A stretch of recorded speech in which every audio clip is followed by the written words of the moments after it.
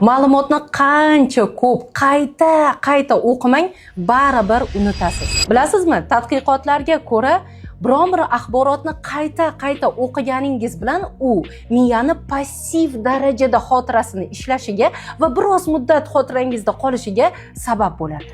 Agar axborotni ko'p xotirangizda qolishini xohlasangiz, siz bu axborot bo'yicha yoki savollarga javob berishingiz yoki testlarni ishlashingiz, hattoki undan ham zo'r natija siz bu axborotni kimgadir aytib berishingiz va yanada yuqori sifat esa natija esa bu axborotni hayotda qo'llab ko'rishingiz zarur ekan. Tadqiqotlarga ko'ra, siz bu ma'lumot bo'yicha savol-javob testlarni yechganingizda axborot 30% ga, kimgadir aytib berganingizda 60-70% ga va buni hayotda qo'llab ko'rganingizda esa 80-90% ga xotirangizda qoladi. Agar siz bu ma'lumot menga zarur degan bo'lsangiz, unda qaysi yo'ldan foydalanishni o'zingiz hal qiling. Shu kabi ma'lumotlar sizga zarur bo'layotgan bo'lsa, menga darhol obuna bo'ling va bu videoni kimga jo'natishni yaxshi bilasiz.